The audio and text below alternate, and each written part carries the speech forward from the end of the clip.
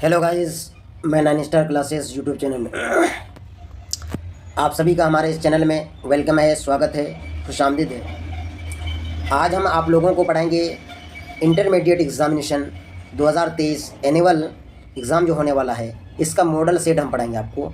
ये जो model set आप लोगों के लिए जो जारी किया गया है वो ख़ास करके बिहार बोर्ड के लिए। किसके लिए? बिहार बोर्ड जो एग्ज़ाम होने वाला है आपका फरवरी से, उसके लिए जो बिहार बोर्ड ने जो मॉडल सेट रिलीज़ किया है, उसी मॉडल सेट का आज हम पहला सेट लेकर के आए हैं। ये सेट पहला है। हम 3 सेट को कम्प्लीटली कराएंगे जो काफ़ी इंपॉर्टेंट है और एक 100 क्वेश्चंस इसमें है, तो जिसमें आपको 3 घंटा 15 मिनट का समय मिलता है और उसमें 100 ऑब्जेक्टिव में आपको सिर्फ और सिर्फ 50 ऑब्जेक्टिव को ही सॉल्व करना पड़ता है। लेकिन इसमें आप 80 ऑब्जेक्टिव रहेगा और उसमें से 40 का ही सॉल्यूशन आपको करना है। तो साथियों, ये काफ़ी इम्पोर्टेंट है। इसलिए इम्पोर्टेंट है कि ये जो सेट तैयार किया है बिहार बोर्ड ने ही तैयार किया है। 3 सेट उसने जारी किया है, जिसमें से हम पहला सेट आपको यहाँ हम पढ़ा रहे हैं, जो इतिहास चैप्टर हिस्ट्री का। तो बहुत कम समय में हम आपको ये 100 क्वेश्चंस को कराएंगे सॉल्यूशन, लेकिन आपका फाइनल एग्ज़ाम में 40-80 क्वेश्चंस रहेंगे, जिसमें सिर्फ और सिर्फ आपको 40 क्वेश्चंस का ही आंसर वहाँ देना है, OMR शीट में गोला करना है। लेकिन 100 क्वेश्चंस को आप देखिएगा तो काफ़ी आपको फ़ायदा होगा। तो आपसे एक रिक्वेस्ट है साथियों, जो भी हमारे इस चैनल में nine star classes YouTube channel में नए हैं, तो पहले आप हमारे इस चैनल को सब्सक्राइब कर दीजिए और बेल आइकन को दबा दीजिए, ताकि आपको अगला वीडियो का नोटिफिकेशन आसानी से मिल जाएगा। और जो साथी पुराने हैं तो फटाफट अपने दोस्तों को, साथियों को शेयर कर दीजिए। और इससे पहले हमने कई वीडियोस हिस्ट्री का पढ़ा चुके हैं NCERT बुक से, आप प्ले लिस्ट में जाके उसको भी देख सकते हैं। काफ़ी अहम होगा और फ़ायदा भी होगा, आपका तमाम ऑब्जेक्टिव सोल्यूशन हो जाएगा। तो चलिए साथी, शुरू करते हैं हम पहला क्वेश्चन की तरफ। आप इससे पहले एक चीज़ कर सकते हैं कि प्रत्येक क्वेश्चन का आंसर आप हमसे पहले दे सकते हैं और लिख करके उससे पता चलेगा आपकी तैयारी कितनी है। तो चलिए शुरू करते हैं। आप क्वेश्चंस को यहाँ देख सकते हैं, इस तरीके से आपका रहेगा क्वेश्चंस। जैसे कि क्वेश्चन 2 नंबर में कह रहा है कि दाहिनी और हाशिए पर दिए हुए अंक पूर्ण निर्देशित करता है। 3 नंबर में कह रहा है उत्तर देते समय परीक्षार्थी यथासंभव शब्द सीमा का ध्यान रखिए। इसमें सब्जेक्टिव क्वेश्चन है, लेकिन हम आपको टोटल ऑब्जेक्टिव क्वेश्चंस ही कराएंगे।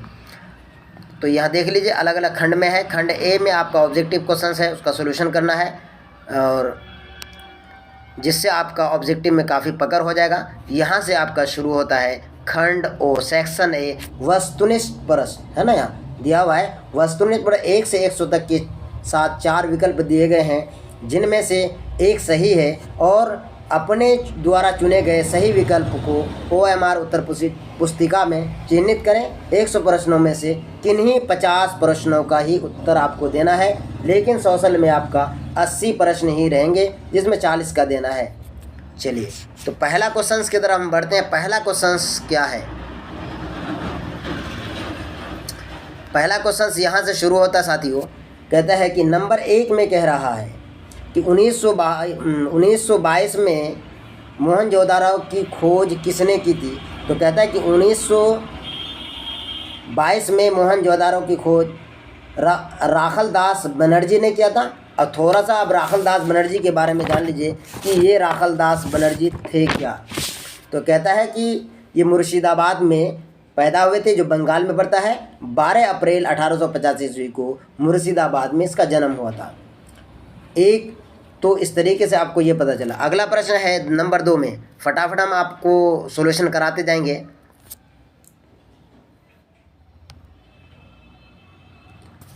क्वेश्चन नंबर 2 में कह रहा है कलकत्ता में एशियाटिक सोसाइटी की स्थापना किसने की थी? कलकत्ता में जो एशियाटिक सोसाइटी कायम किया गया था, तो उसकी शुरुआत उसको किसने कायम किया था? तो वहाँ आपका ऑप्शन है, कहता है कनिंघम ने, या फ्लिंट ने, DC सरकार ने, विलियम जोन्स ने। तो किसने किया था? विलियम जोन्स ने किया था। इसका राइट बिल्कुल आंसर है ऑप्शन नंबर डी। तीसरा नंबर का प्रश्न है, कहता है कि मोहनजोदारो किस नदी के किनारे स्थित है? मोहनजोदारो जो है वो किस नदी के किनारे में स्थित है? तो मोहनजोदारो सिंधु नदी के किनारे में स्थित है। 4 नंबर का प्रश्न है लोथल कहाँ स्थित है। 4 नंबर में कह रहा है कि लोथल कहाँ स्थित है, तो लोथल गुजरात में स्थित है। लोथल कहाँ स्थित है, तो लोथल गुजरात में स्थित है, इसको याद रखना है। चलिए अगला प्रश्न है, काफ़ी इंपॉर्टेंट है। 5 नंबर में कह रहा है कि भारतीय पुरातत्व का पिता किसे कहा जाता है। भारतीय पुरातत्व का पिता किसको कहा जाता है, तो 5 नंबर का सही आंसर है अलेक्जेंडर कनिंघम को कहा जाता है। ऑप्शन ए में है लॉर्ड कर्जन और सी में है दयाराम सैनी, लॉर्ड डलहौजी। तो कहा जाता है किसको, अलेक्जेंडर कनिंघम को कहा जाता है भारतीय पुरातत्व का पिता। 6 नंबर में कहता है कि कनिष्क का राज्यारोहण कब हुआ था। कनिष्क जो है उसका राज्यारोहण कब हुआ था, तो इसका राज्यारोहण 78 ईस्वी में हुआ था। ऑप्शन नंबर बी इसका बिल्कुल राइट आंसर है। 7 नंबर में कह रहा है अर्थशास्त्र किसने लिखा। अर्थशास्त्र को किसने लिखा, ये भी काफ़ी इम्पोर्टेंट है। तो अर्थशास्त्र को कौटिल्य ने लिखा है। ए नंबर राइट इसका आंसर है। 8 नंबर में है गुप्तों के काल में कौन चीनी यात्री भारत आया था। जब गुप्त वंश का दौर चल रहा था भारत में, उस समय कौन आया था, तो उस समय आया था फाहियान आया था। ऑप्शन नंबर सी इसका बिल्कुल राइट आंसर है। साथियों काफ़ी इंपॉर्टेंट है, वीडियो को लाइक कर दीजिए और साथियों तक शेयर भी कर दीजिए। 9 नंबर में कह रहा है कि महाभारत की रचना किस भाषा में हुई थी, तो महाभारत की रचना संस्कृत भाषा में हुई थी। ऑप्शन नंबर ए राइट है। 10 नंबर में कह रहा है कि धम्म की शुरुआत किसने की थी। धम्म जो है उसकी शुरुआत किसने किया था, तो धम्म की शुरुआत अशोक ने किया था। ऑप्शन नंबर बी इसका बिल्कुल राइट आंसर है। 11 नंबर में कह रहा है साथियों कि महावीर का बचपन का नाम क्या था, तो महावीर का बचपन का नाम था ऑप्शन नंबर बी इसका यानी वर्धमान। तो महावीर के बारे में आप थोड़ा सा आप जान लीजिए। कहते हैं 599 वर्ष पहले वैशाली गणतंत्र के कुंडग्राम में इच्छावाकु वंश के क्षत्रिय राजा सिद्धार्थ और रानी तिरशाला के यहाँ चैत्र शुक्ल 13 को हुआ था, यानी उसी समय हुआ था। ये चीज़ के बारे में कह रहा है कि महावीर का बचपन का नाम क्या था, तो वर्धमान। अगला प्रश्न है 12 नंबर में कह रहा है कि प्रथम जैन संगीति कहाँ हुई थी। प्रथम जैन संगीति कहाँ हुई थी, तो इसका राइट आंसर है ऑप्शन नंबर ए पाटलिपुत्र। ये पाटलिपुत्र है कहाँ, तो पटना में।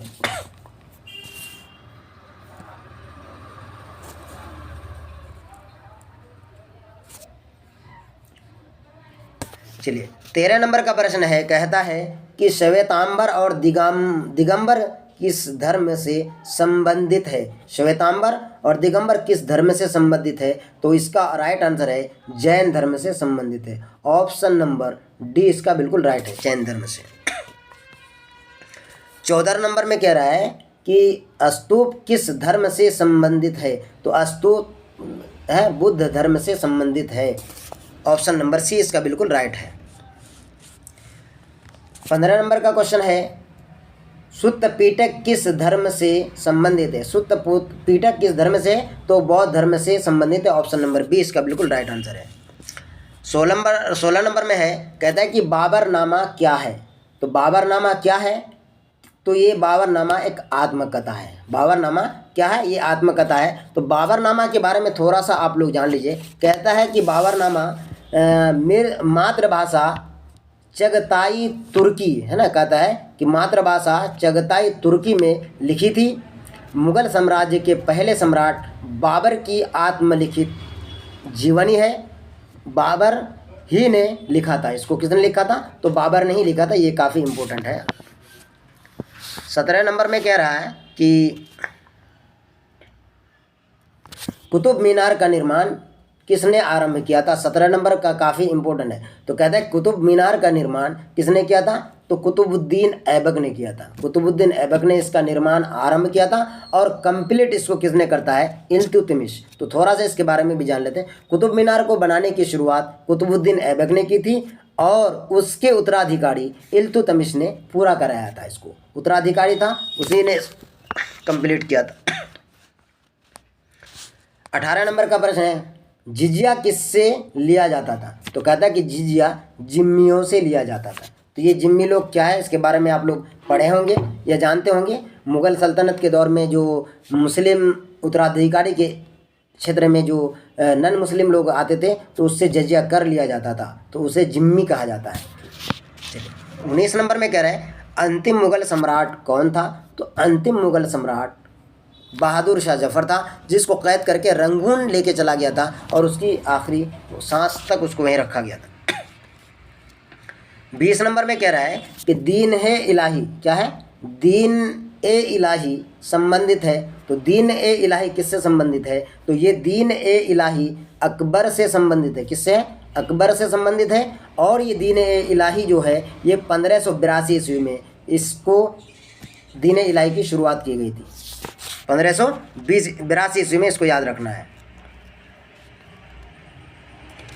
अगला है अकबर के काल में राजस्व व्यवस्था किसके नियंत्रण में थी? यानी अकबर के ज़माने में जो राजस्व व्यवस्था था वो किसके नियंत्रण में था, उसके बारे में पूछ रहा है। तो उसका है, कहता है कि तो उसका जो व्यवस्था था उसका किसके था?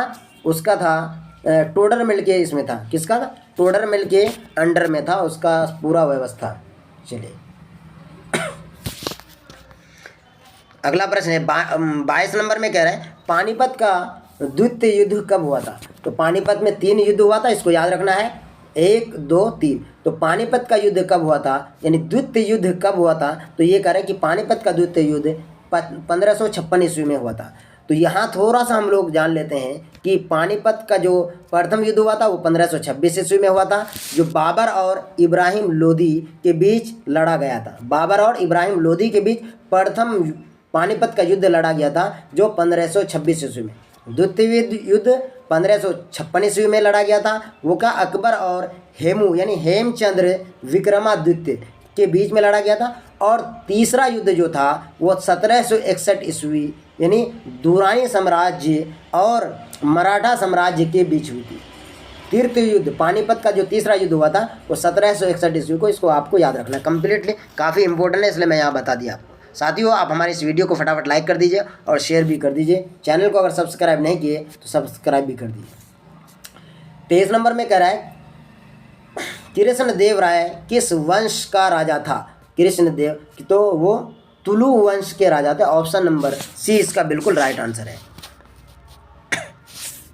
24 नंबर में कह रहा है कि निकोलो कोंटी किस शासक के कार्यकाल में आया था? निकोलो कोंटी, तो वो देवराव प्रथम के कार्यकाल में आया था भारत। चलिए अगला प्रश्न है, सिर्फ मैं आंसर बता रहा हूँ फटाफट, और आप लोग वक्त की कमी है इसलिए आप फटाफट तीनों सेट को कंप्लीट देख लीजिएगा। और इस वीडियो के डिस्क्रिप्शन में इससे पहले पढ़ाए गए बहुत सारे हिस्ट्री के ही वीडियोस का ऑब्जेक्टिव क्वेश्चंस का लिंक दिया हुआ, आप वहाँ से भी और देख सकते हैं। चलिए 25 नंबर में कह रहा है किस राज्य को हम्पी के नाम से जाना जाता था? किस राज्य को हम्पी के नाम से जाना जाता था? तो वो है विजयनगर को। किसको? विजयनगर को, ये कर्नाटका में स्थित है। चलिए 26 नंबर में कह रहा है कि प्रसिद्ध विरूपाक्ष मंदिर कहाँ स्थित है? कहता है प्रसिद्ध विरूपाक्ष मंदिर कहाँ स्थित है? तो प्रसिद्ध विरूपाक्ष मंदिर हम्पी में स्थित है। ऑप्शन नंबर ए इसका बिल्कुल राइट आंसर है। चलिए 27 नंबर में कह रहा है कि दिल्ली सल्तनत की स्थापना कब हुई थी? दिल्ली सल्तनत की स्थापना कब हुई थी? ये चीज़ भी काफ़ी इंपॉर्टेंट है। तो कहता है कि दिल्ली सल्तनत की स्थापना 1206 ईस्वी को हुआ था। कब हुआ था? 1206 ईस्वी को हुआ था। चलिए 28 नंबर का प्रश्न है तलवंडी किसका जन्म स्थान है? तलवंडी जो है वो किसका जन्म स्थान है? तो तलवंडी नानक का है, गुरु नानक, जिसको ननकाना साहब के नाम से बाद में उस जगह को रखा गया था, इसलिए गुरु नानक जी का जन्म स्थान है। चलिए अगला प्रश्न है उत्तर भारत में भक्ति आंदोलन का आरंभ किस संत ने शुरू किया था?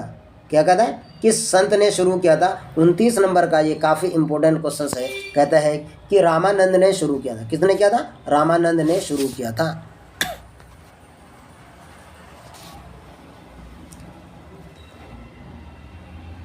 तीस नंबर में मेगास्थनीज किस देश का रहने वाला था?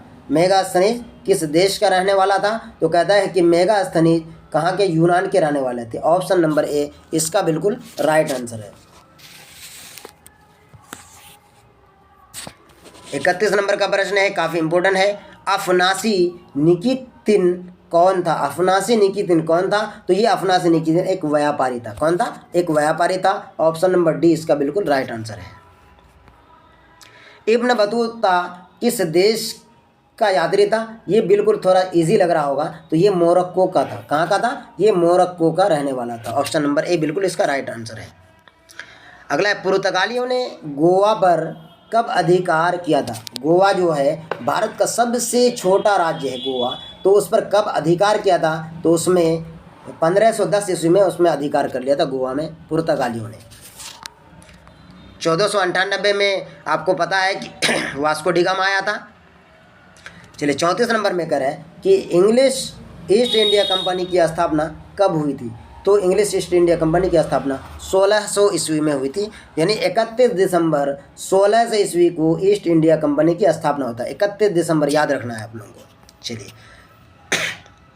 35 नंबर में कह रहा है, उल गुलान विद्रोह का नेता कौन था? उल गुलान एक विद्रोह हुआ था, उसका नेता कौन था? तो उसका नेता था बिरसा मुंडा। कौन था उसका नेता? बिरसा मुंडा नेता था उसका। Option number D right answer है।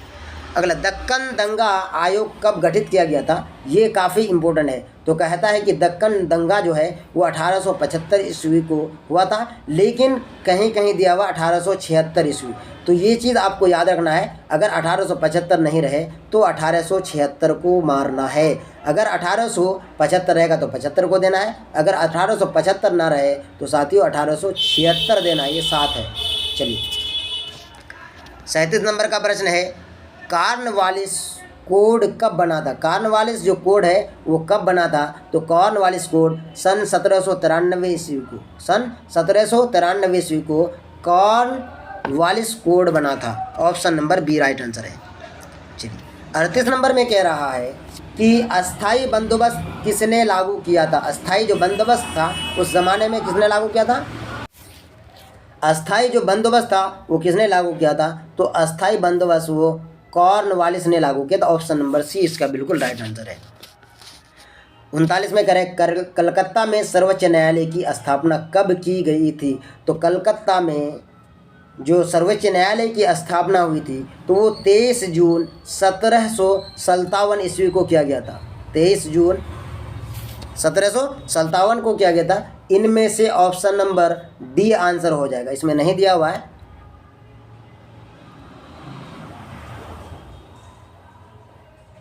सॉरी,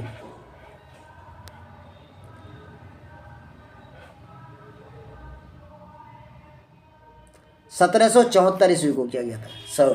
क्या है? 1774 ईस्वी को, 1774 ईस्वी को कलकत्ता में सर्वोच्च न्यायालय की स्थापना 1774 ईस्वी को किया गया था। इसलिए इसका option number D right answer हो जाएगा। प्लासी का युद्ध कब हुआ था? प्लासी का युद्ध कब हुआ था? तो प्लासी का युद्ध 23 जून 1757 ईस्वी को हुआ था। हमने पहले भी बताया, इसका ऑप्शन नंबर डी हुआ था। यानी 1757 दिया हुआ है तो यहाँ आपका क्या हो जाएगा? 23 जून 1757 ईस्वी को, इसको याद रखना है। 41 नंबर में कह रहा है, वीर कुंवर सिंह का जन्म कहाँ हुआ था? तो वीर कुंवर सिंह का जन्म कहाँ हुआ था? तो जगदीशपुर में हुआ था। ऑप्शन नंबर ए बिल्कुल इसका राइट आंसर है।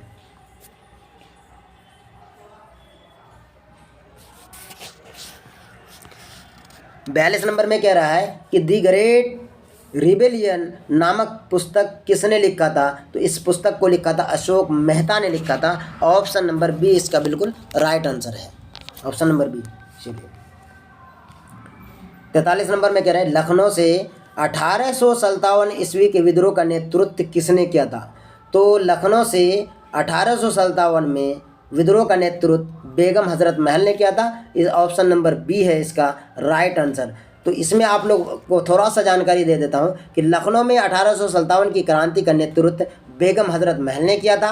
अपने नाबालिग पुत्र बिरजिस कद्र को, किसको?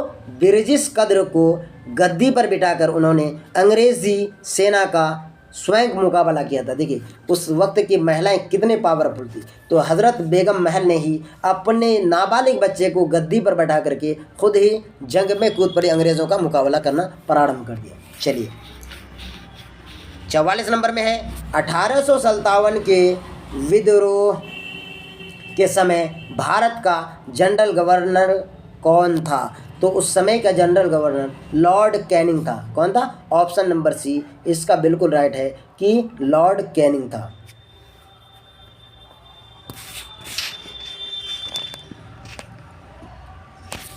अगला प्रश्न है, कह रहा है कि वास्को डी गामा भारत कब आया था? तो वास्को डी गामा भारत 1498 ईस्वी में आया था और 1510 ईस्वी में गोवा पर अपना अधिकार जमा लिया था। 46 नंबर में कह रहा है, कौन सा भारतीय नगर 7 द्वीपों का नगर कहा जाता है? तो ऑप्शन नंबर ए है इसका मुंबई। कौन है? ऑप्शन नंबर ए मुंबई है। मुंबई को 7 द्वीपों का नगर कहा जाता है और मुंबई ही वित्तीय राजधानी भी कहा जाता है। 47 नंबर में कह रहा है कि गेटवे ऑफ इंडिया कहाँ स्थित है? तो गेटवे ऑफ इंडिया भी बॉम्बे में है, आज उसका नाम मुंबई रखा गया है, तो इसको भी याद रखना है। ऑप्शन नंबर ए बिल्कुल इसका राइट आंसर है। 48 नंबर में काफ़ी इंपॉर्टेंट क्वेश्चन है और काफ़ी इजी भी है। कहते हैं 3 कठिया पद्धति जुड़ी थी। कहाँ से जुड़ी थी? ये नील की खेती से संबंधित 3 कठिया जुड़ी हुई थी। कौन? नील की खेती थी, जो महात्मा गांधी इसी सिलसिले में चंपारण आया था और नील की खेती से संबंधित लोगों ने विद्रोह कर रहा था, ज़बरदस्ती काम करवाया रहा, तो ये भी एक इम्पोर्टेंट है। चलिए 49 नंबर में कह रहा है कि 1919 के भारत सरकार अधिनियम को कहा जाता है। 1919 के भारत सरकार अधिनियम को कहा जाता है कि मोंटेग्यू, क्या कहा जाता है? मोंटेग्यू चेम्सफोर्ड अधिनियम। ऑप्शन नंबर बी इसका बिल्कुल राइट आंसर है, मोंटेग्यू चेम्सफोर्ड अधिनियम। ऑप्शन नंबर बी इसका बिल्कुल राइट आंसर है। चलिए 50 नंबर का क्वेश्चन है, काफ़ी इम्पोर्टेंट है। कहता है चौरी चौरा कांड कब हुआ था? तो चौरी चौरा कांड 4 फरवरी 1922 ईस्वी को हुआ था। कब हुआ था? 4 फरवरी 1922 को ये कांड हुआ था। 51 नंबर में कह रहा है कि स्वराज्य दल का गठन कब किया गया था? स्वराज्य दल का गठन कब किया गया था? तो स्वराज्य दल का गठन 1923 ईस्वी में किया गया था। स्वराज्य दल का गठन 1923 ईस्वी में किया था। काफ़ी इम्पोर्टेंट सवाल है। तो साथियों, अब तक जो हमारे इस वीडियो को लाइक नहीं किया, फटाफट लाइक कर दीजिए और शेयर भी कर दीजिएगा। चलिए अगला सवाल है जो काफ़ी इम्पोर्टेंट है।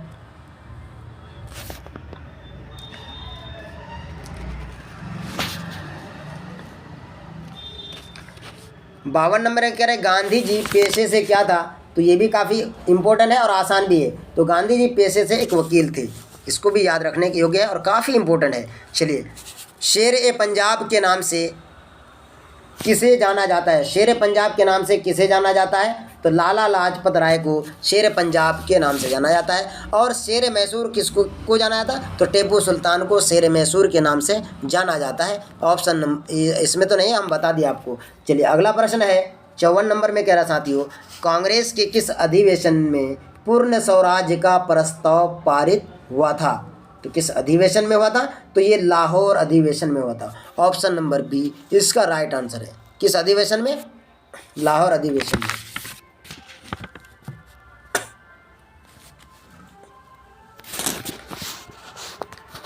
चलिए अगला प्रश्न है, द्वितीय विश्व युद्ध कब समाप्त हुआ था? तो कहता है कि द्वितीय विश्व युद्ध 1945 ईस्वी को समाप्त हो गया था। 1 सितंबर 1945 को द्वितीय विश्व युद्ध समाप्त हो गया था। चलिए 55 नंबर का कह रहा है, 56 नंबर कह रहा है, पाकिस्तान शब्द के जन्मदाता कौन है?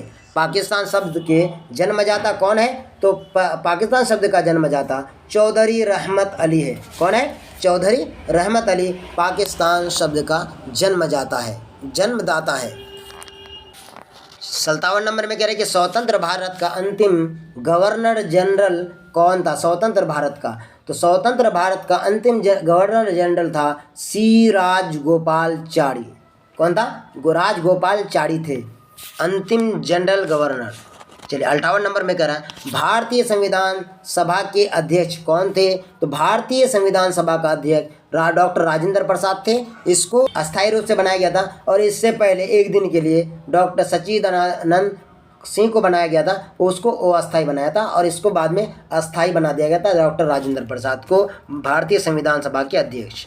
चलिए, आपको पता है कि संविधान 2 वर्ष 11 महीना 18 दिन में लिख करके कंप्लीट किया गया था। अगला प्रश्न है 59 नंबर के, भारत का लौह पुरुष किसे कहा जाता है? तो भारत का लौह पुरुष सरदार वल्लभ भाई पटेल को कहा जाता है, जिसको आयरन मैन के नाम से भी हम लोग जानते हैं, और उसी का सबसे बड़ा स्टेच्यू बनाया गया है। चलिए, राष्ट्रीय गान कहता है कि राष्ट्रीय गान किसने लिखा था? तो राष्ट्रीय गान रविंद्रनाथ टैगोर ने लिखा था। राष्ट्रीय गान रविंद्रनाथ टैगोर ने लिखा था। ऑप्शन नंबर बी इसका बिल्कुल राइट आंसर है। और वंदे मातरम किसने लिखा था? तो वो बंकिम चंद्र जी ने लिखा था। बंकिम चंद्र चटर्जी ने लिखा था। 61 नंबर में कह रहा है कि हड़प्पा सभ्यता का सबसे बड़ा नगर कौन था? तो हड़प्पा सभ्यता का सबसे बड़ा नगर कौन था? तो मोहनजोदड़ो, लेकिन कहीं कहीं आता है राखी गढ़ी। क्या है? कहीं कहीं आता है राखी गढ़ी, ये चीज़ भी आता है राखी गढ़ी, लेकिन उसको आपको याद रखना है। अगर क्वेश्चन में आ जाए मोहनजोदड़ो ना रहे और राखी गढ़ी रहे तो राखी गढ़ी को मारना है, राखी गढ़ी ना रहे तो मोहनजोदड़ो को मारना है। ये चीज़ आपको अपने जहन में रखना है दोस्तों। चलिए, इम्पोर्टेंट क्वेश्चन है 62 नंबर में। क्या भारतीय पुरातत्व सर्वेक्षण विभाग के पहले डायरेक्टर जनरल कौन थे? ये भी काफ़ी इंपॉर्टेंट है। तो एक कनिंघम थे। कौन थे? ए कनिंघम थे। अलेक्जेंडर कनिंघम उसका पूरा नाम है। अलेक्जेंडर कनिंघम पूरा नाम है इसका, अलेक्जेंडर कनिंघम। 63 नंबर में कह रहा है हड़प्पा सभ्यता में अग्निकुंड कहाँ पाई गई थी? हड़प्पा जो सभ्यता था उस ज़माने में अग्निकुंड कहाँ पाया गया था? तो उस समय अग्निकुंड काली बंगान में पाया गया था। कहाँ? काली बंगान में अग्निकुंड पाया था। नहीं, आग के बारे में ये कह रहा है। चलिए, तो साथियों, अब तक हमारे इस वीडियो को जो भी लाइक नहीं किया फटाफट लाइक कर दीजिए और शेयर भी कर दीजिए। 64 नंबर में कह रहा है मालविकाग्निमित्र किसकी रचना है? ये एक पुस्तक है, तो इसके बारे में हमको बताना है कि इसका रचयिता है, इसका लेखक है कालिदास। कौन है? कालिदास इसका लेखक है। अगला है 65 नंबर में कह रहा है कि प्रयाग प्रशस्ति स्तंभ अभिलेख किस लिपि में है? तो ये भी काफ़ी इंपॉर्टेंट है। तो ये ब्राह्मी लिपि में, ऑप्शन नंबर बी इसका बिल्कुल राइट आंसर है। 65 का बी। चलिए, 66 नंबर का भी काफ़ी इंपॉर्टेंट है। कह रहे अंगुत्तर निकाय किस धर्म ग्रंथ है? किसका धर्म ग्रंथ है? अंगुत्तर निकाय किसका धर्म ग्रंथ है? तो ये है बौद्ध धर्म का है धर्म ग्रंथ, बौद्ध धर्म का। 67 नंबर में कह रहा है कि धम्म महामात्रो को किसने नियुक्त किया था? धम्म महामात्रो को किसने नियुक्त किया था? तो ये अशोक ने ही किया था। धम्म महामात्रो को अशोक ने ही नियुक्त किया था। ऑप्शन नंबर बी इसका बिल्कुल राइट आंसर है। 68 नंबर में कह रहा है जीवक वैद्य किस वंश के काल में थे? जीवक वैद्य वंश किसके काल में थे? तो ये है ऑप्शन नंबर बी, यानी गुप्त के काल में, गुप्त वंश के काल में था। 69 नंबर में कह रहा है कि किस शिलालेख से हमें अशोक द्वारा कलिंग विजय का पता चलता है? कौन से से? तो कहता है कि 13वें शिलालेख से कलिंग विजय का पता चलता है। चलिए, अशोक द्वारा कलिंग विजय का पता चलता है 13वें शिलालेख से, इसको भी याद रखना है। 70 नंबर का प्रश्न है, कह रहा है कि मनुस्मृति में कितने प्रकार के विवाहों की चर्चा की गई? तो उसमें कहा जाता है कि उसमें 8 प्रकार के विवाहों का चर्चा किया है। ऑप्शन नंबर सी इसका बिल्कुल राइट है। डॉक्टर भीमराव अंबेडकर ने किस धर्म को अपनाया था? तो डॉक्टर भीमराव अंबेडकर ने बौद्ध धर्म को अपनाया था। किस धर्म को? बौद्ध धर्म को। पहले महार जाति के थे वो, और अब बाद में वो बौद्ध धर्म को अपना लिया था। पुराणों की संख्या क्योंकि है? क्वेश्चन नंबर 72 काफ़ी इंपॉर्टेंट है। तो पुराणों की संख्या 18 है। कितना है? 18 है। काफ़ी इंपॉर्टेंस है। अकबरनामा कितने खंडों में विभाजित है? तो कहा जाता है कि अकबरनामा 3 खंडों में विभाजित है। तो ये अकबरनामा है क्या? थोड़ा सा हम लोग इसके बारे में जानकारी ले लेते हैं। अकबरनामा के 3 भाग हैं, जिसमें से तीसरे भाग को आईने अकबरी कहते हैं। प्रथम भाग में अकबर के पूर्वज है। प्रथम भाग में अकबर के पूर्वजों तथा उसके आरंभिक जीवन का वर्णन है। दूसरा भाग अकबर काल के घटनाक्रमों से संबंधित है। है ना। पहला भाग क्या है, अकबरनामा के 3 भाग हैं, जिसमें से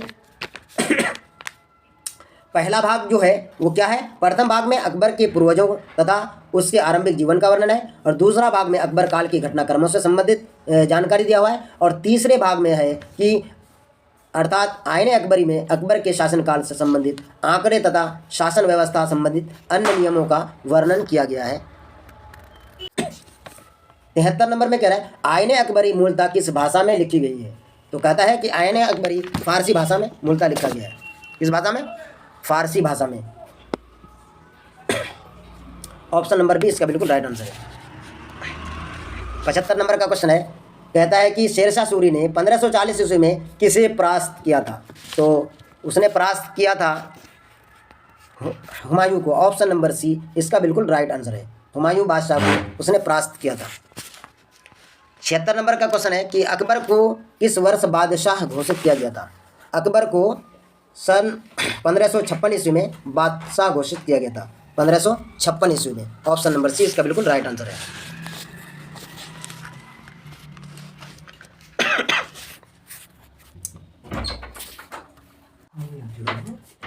77 नंबर में कह रहा है कि खालसा पंथ की स्थापना किसने की थी। खालसा पंथ की स्थापना किसने की थी। तो खालसा पंथ की स्थापना गुरु गोविंद सिंह ने की थी। 78 नंबर में कह रहा है कि तालीकोटा का युद्ध कब हुआ था। तालीकोटा 78 नंबर कह रहा है कि तालीकोटा का युद्ध कब हुआ था। तो तालीकोटा का युद्ध 1565 ईस्वी में हुआ था। तालीकोटा का युद्ध 1565 ईस्वी में हुआ था। 79 नंबर में कह रहा है कि विठल मंदिर का निर्माण किस शासक के काल में प्रारंभ किया गया था। तो देवराय द्वितीय के शासनकाल में प्रारंभ किया था। लिंगायत आंदोलन की स्थापना किसने की थी। लिंगायत जो आंदोलन हुआ था उसकी स्थापना किसने की थी। तो बासवन्ना यानी बासव ने किया था। ऑप्शन नंबर ए इसका बिल्कुल राइट आंसर है। 81 नंबर में कह रहा है कि फ्रांसिस बर्नियर किस शासक के काल में आया था। फ्रांसिस तो ये औरंगजेब के शासनकाल में आया था। जब औरंगजेब शासन कर रहे थे भारत में, उस समय फ्रांसिस बर्नियर आया था भारत। 82 नंबर में कह रहा है कि सन 1857 के विद्रोह की पूर्व निर्धारित तिथि क्या थी। तो उस वक्त जो निर्धारित तिथि थी वो क्या थी, 10 मई 1857 ईस्वी। पूर्व निर्धारित तिथि क्या थी, 10 मई 1857 ईस्वी। काफ़ी इंपॉर्टेंट क्वेश्चन है। अगला प्रश्न है तात्या टोपे को फांसी कब दी गई थी। तात्या टोपे को फांसी कब दी गई। तो 18 अप्रैल सन 1859 को तात्या टोपे को फांसी की सजा दी गई थी। 84 नंबर में कह रहे हैं कि झोकन बाग हत्याकांड कहाँ हुआ था। तो झोकन बाग हत्याकांड जो हुआ था ये झांसी में हुआ था। कहाँ हुआ था, उत्तर प्रदेश के झांसी में। 85 नंबर में कह रहा है कि खेड़ा सत्याग्रह कब हुआ था। खेड़ा जो सत्याग्रह था वो कब हुआ था। तो सन 1918 ईस्वी में खेड़ा सत्याग्रह हुआ था। 86 नंबर में कह रहा है कि पुर्तगालियों ने गोवा में किस वर्ष अपना व्यापारिक केंद्र स्थापित किया था। तो उसने 1510 ईस्वी में अपना व्यापारिक केंद्र स्थापित कर लिया था गोवा में। तो भारत का सबसे छोटा राज्य, आपको ये भी पता होगा। 87 नंबर में कह रहे हैं कि लॉर्ड वेलेस्ली भारत के गवर्नर जनरल बनकर कब आए थे। कब आए थे। तो कहा जाता है कि सन 1798 ईस्वी में गवर्नर जनरल बनकर आए थे लॉर्ड वेलेस्ली। गांधी जी की प्रारंभिक शिक्षा कहाँ हुई थी। तो गांधी जी की प्रारंभिक शिक्षा पोरबंदर में ही हुआ था, जो गुजरात में ही है। अगला है कृषि में तिनकटिया पद्धति कहाँ लागू थी। तो ये आपको मैंने पहले भी बताया। तो तिनकटिया ये कहाँ था, ये लागू चंपारण में था। ये चंपारण में था जो बिहार में ही पड़ता है। सन 1917 में इसी आंदोलन से संबंधित यहाँ महात्मा गांधी आए थे।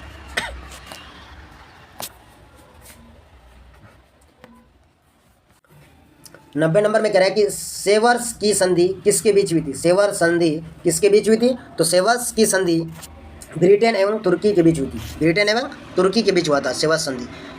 91 नंबर में कह रहा है कि साबरमती में दांडी की यात्रा गांधी जी ने कितनों दिनों में किया था। तो उसने 24 दिनों के अंदर में दांडी यात्रा कंप्लीट किया था। 24 दिन के अंदर। वो जो नमक से संबंधित आंदोलन था। 92 नंबर में कह रहा है कि कितने गोलमेज सम्मेलन हुए थे। तो अंग्रेज़ों के इसमें हुआ था जो 3 गोल में सम्मेलन हुआ था। 93 नंबर में कह रहा है कि भारत को प्रांतीय स्वायत्तता किस अधिनियम से प्राप्त हुआ। तो 1935 ईस्वी का अधिनियम जो है उसी से भारत को प्रांतीय स्वायत्तता का अधिनियम प्राप्त हुआ था। भारत को प्रांतीय स्वायत्तता का अधिनियम किससे प्राप्त हुआ था? सन 1935 ईस्वी का अधिनियम से उसको प्राप्त हुआ था। ऑप्शन नंबर डी इसका बिल्कुल राइट आंसर है। 94 नंबर में कह रहा है कि करो या मरो का नारा किसने दिया था। ये काफ़ी इंपॉर्टेंट है और कई बार एग्जाम में पूछा जा चुका है। तो करो और मरो का नारा जो है ये महात्मा गांधी ने दिया था। कौन दिया था? महात्मा गांधी ने करो और मरो का नारा दिया था। सन 1906 ईस्वी में मुस्लिम लीग की स्थापना कहाँ हुई थी? सन 1906 ईस्वी में मुस्लिम लीग की स्थापना ढाका में हुआ था। उस समय भारत, पाकिस्तान और इंडिया एक ही देश था और उस वक्त उसका स्थापना ढाका में हुआ था। बांग्लादेश की जो राजधानी ढाका है।